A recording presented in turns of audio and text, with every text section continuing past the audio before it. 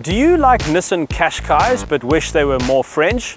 Good news! Renault has just launched the Kadjar, which is a Nissan Qashqai underneath, but is all swoopy and Renault-y on top. Weirdly enough, this is actually quite a good recipe. Shut up and sit down. Think of the Kadjar as taking the best, most proven bits of the Nissan, adding a super up-to-date interior and loads more features. I must say, this oddly named Kadjar rides really well. It feels properly solid.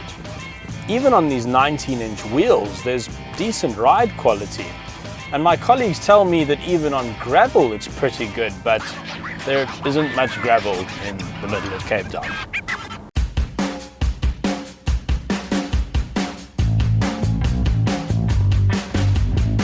Interestingly, Renault haven't carried over all the engines from its sister brand. You only get two engines in the Kadjar range, the 1.2 turbo petrol and this 1.6 turbo diesel.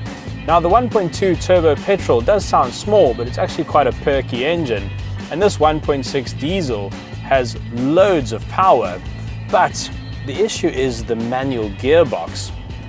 It's actually quite difficult to drive at low speeds. It becomes quite tiring. There's quite a flat spot before the turbo kicks in, so you find yourself having to change gears a lot, and it's not a very pleasant experience in town. So I definitely have an auto box, except I can't. Renault dealers tell us that by the end of July 2016, the petrol Kadjars will have an auto box available. But if you want a diesel, you're stuck with the manual. And I think that's a bit of a problem. But the turbo diesel is very good on fuel. Renault claims 5.4 litres to the 100, which is very low. We've achieved 6.7 litres over our week-long test period, which is quite impressive for an SUV of this size.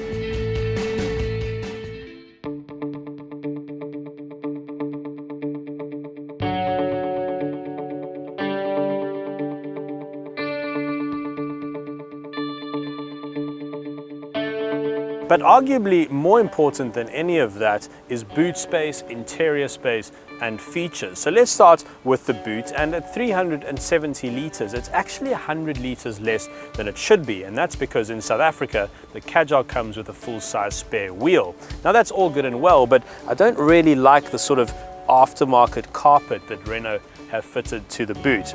That said though, it's still a decent size, even though it's about 60 litres smaller than the Qashqai that it's based on. But as you can see, it's about as tall as a cooler box, and you can fit one very large suitcase in long ways, which is really handy. So it's really quite a usable space. Into the back seats, and well, I'm quite impressed. There's actually quite a lot of space back here. Definitely enough for two adults, maybe three, and your kids should be very comfortable. Lots of knee room, lots of headroom.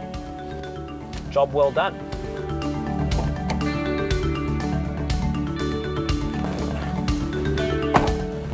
But it's in the front seat where the party is really at. Everything in front of me is digital. I've got a digital instrument cluster, which is very customizable, and then I have my touchscreen over here, which is really nice and easy to reach. It's well positioned at, and it functions a lot like a smartphone. You just really fluid and sweep through all the menus back and forth. And Renault is very concerned about you using fuel, so there's a whole section just to help you save fuel and drive better. There's even eco coaching, which is the first time I've ever seen that.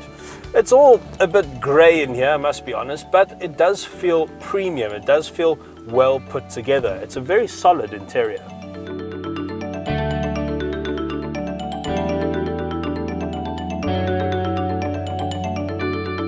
The car is available with heated and electric seats, but that's an extra 12,000 Rand, and only the driver's seat is electric.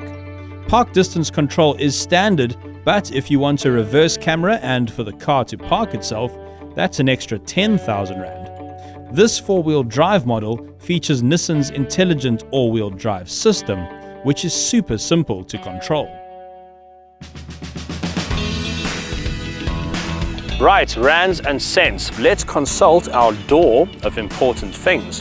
The Kadjar range starts at 359,900, but this top of the range model is 449,900. Let's see how that compares to the car it's based on, the Qashqai. Top of the range there, 412,000 Rand, that's 37,000 Rand cheaper. Bottom of the range there is 300,000 Rand, that's 60,000 Rand cheaper than the bottom of the range Kadjar. Of course, with the Kadjar, you're buying sophistication, you're buying style, you're buying quite impressive technology like LED headlamps. And I think the only rival which can compete in the style stakes is the Hyundai Tucson, which we reviewed recently. Now that top of the range model is 499,900, 50,000 more than the Kadjar, but it does come with an automatic gearbox. So in that sense, the top of the range Kadjar does sort of appear to be decent value.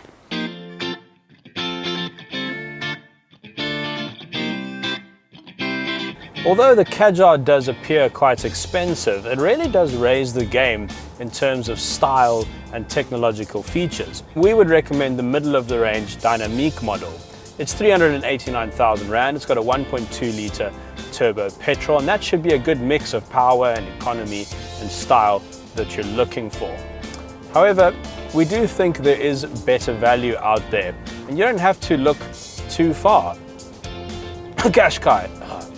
Sorry. But buying a car is not always just about the rands and cents, and the Kadjar certainly holds a lot of appeal. Style and sophistication are important, and this new Renault has those by the bucket load.